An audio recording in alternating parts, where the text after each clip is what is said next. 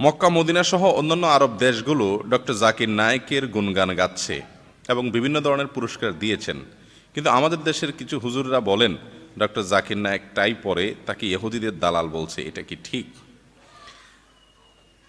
এই প্রশ্ন অনেক ওল্ড, এটা আপডেট প্রশ্ন না। কারণ হলো আমাদের দেশের হুজুরদেরও ম্যাক্সিমাম এখন ডক্টর জাকির নায়েককে সমর্থন করে।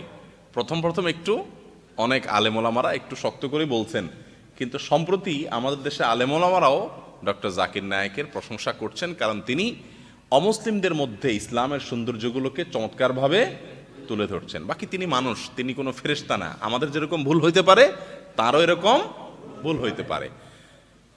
এদেশে বা এই পৃথিবীতে কত হাজার কত লক্ষ ডাক্তার আছে, উনি কিন্তু ডাক্তার পেশাগতভাবে একজন চিকিৎসক। চিকিৎসকরা শুধু চিকিৎসাই করে, কিন্তু কোরআন হাদিস পড়ে, বাইবেল, গীতা, বিভিন্ন ধর্মের বই পুস্তক পড়ে ইসলাম ধর্মকে শ্রেষ্ঠ ধর্ম প্রমাণ করার জন্য একজন ডাক্তারই সবচেয়ে বেশি অগ্রগামী হয়ে গেছেন। তিনি হলেন ডাক্তার জাকির নায়েক।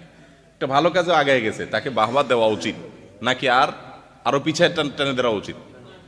একটা ভালো কাজ করলে তাকে আরো বাহবা দেওয়া উচিত না? তার মাধ্যমে শত শত হিন্দু মুসলমান হয়েছে, শত শত খ্রিস্টান মুসলমান হয়েছে। আমি ব্যক্তিগতভাবে দুবাইতে গিয়েছি তার দাওয়াতে, তাকে পাশে থেকে দেখেছি, তার সঙ্গে কথা বলেছি ঘন্টাকে ঘন্টা ধরে। তার মতো বিনয়ী মানুষ, বিনম্র মানুষ, আলেমদেরকে অনেক শ্রদ্ধা করেন। বাকি ওই যে বললাম, মানুষ, কেউ আমরা ভুলের ঊর্ধ্বে। শুরুর দিকে তিনি কিছু কথার মধ্যে ওনার ভুল হতো, যেগুলো পরবর্তীতে তিনি সংশোধন করছেন, ওলামাদের পরামর্শ নিয়েছেন। এই জন্য সমালোচনা তো করাই যেতে পারে, কিন্তু সমালোচনা করতে করতে আমরা অনেকে ইয়াহুদিদের দালাল বানাই দিই। এটা যে কত জঘন্য অপরাধ! একজন মুসলমানকে আপনি ইয়াহুদিদের দালাল বলা, এটা কবিরা গুনাহ। কিন্তু কবিরা গুনাহ অনেক হুজুররাও আমরা করতেছি। আল্লাহ তাআলা আমাদেরকে বুঝার তৌফিক দান করুন। টাই পরার যে বিষয়টা, ওনাকে সরাসরি আমরা জিজ্ঞাসা করছি টাই পরার বিষয়ে দুবাইতে। উনি বললেন যে আমি মক্কার ইমামদেরকে জিজ্ঞাসা করেছি, ওনাদের সাথে আমার সম্পর্ক আছে, শেখ সুদাইস, অন্যান্য বড় বড় আলেমদেরকে জিজ্ঞাসা করেছি। ওনারা বলেছেন যে এটা পড়া সরাসরি হারাম, নিষেধ, এরকম বলার কোনো সুযোগ নেই। আমরা অনেকে মনে করি এটা খ্রিস্টানদের, টাইটা খ্রিস্টানদের মার্কা।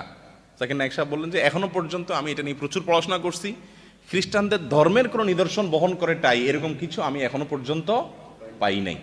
তবে হ্যাঁ, আমরা অবশ্যই বলবো মুত্তাকি, পরহেজগার, নেককাররা যে ধরনের পোশাক পরে সে ধরনের পোশাক পরাটাই ভালো।